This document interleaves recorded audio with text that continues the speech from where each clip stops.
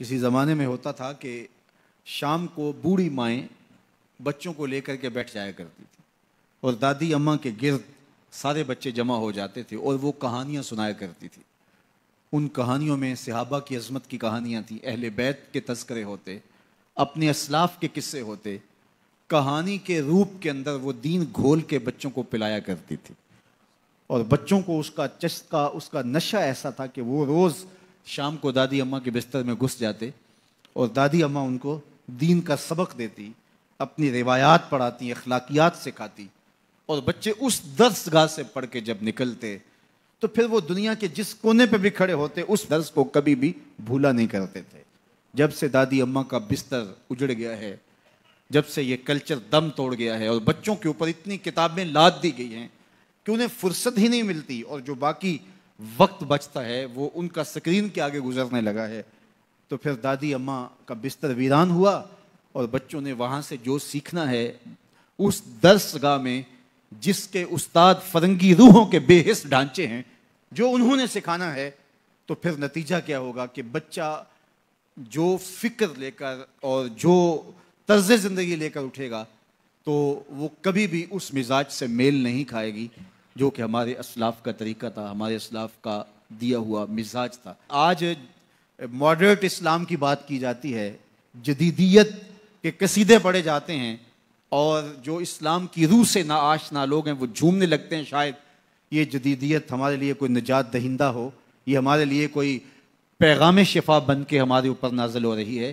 یہ جدیدیت، یہ اسلام کا مزاج نہیں ہے۔ اسلام وہی ہے جو 14 صدیاں قبل صفہ کے چبوترے پہ بیٹھ کے رسول اللہ نے صحابہ کو پڑھایا تھا۔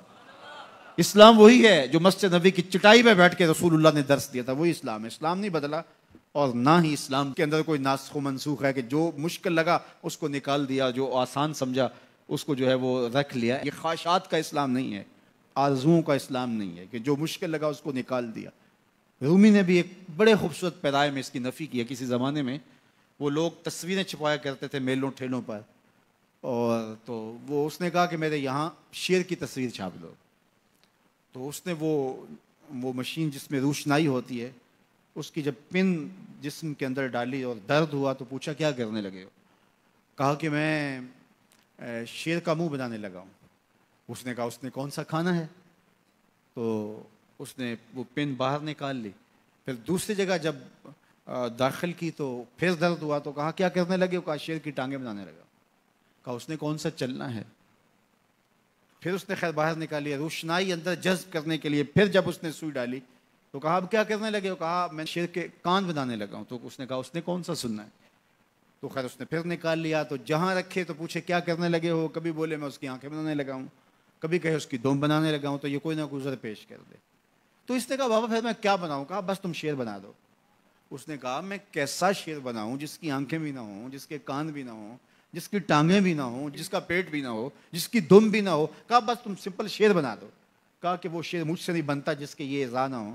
یہ اعضاء تو ہوں گے شیر بنے گا، لیکن جب بھی کوئی اعضاء بنانے کے لیے وہ سوئی جسم کے اندر داخل کرتا تو درد ہوتا، تو وہ اس درد کو برداشت نہ کر پاتا، کہتا نہیں اس کے بغیر ہی شیر بنا دو، اس کے بغیر ہی شیر بنا دو۔ تو میاں یہ جدیدیت کے نام سے جس اسلام کے لوگ بات کرتے ہیں، جو مشکل لگا اس نکال دیا دین سے، یہ دین میں ہے ہی نہیں، بات ہی ختم ہو گئی۔ اور آج مغرب بڑی تیزی کے ساتھ اصطلاح آگے لانے کی کوشش کر رہا ہے۔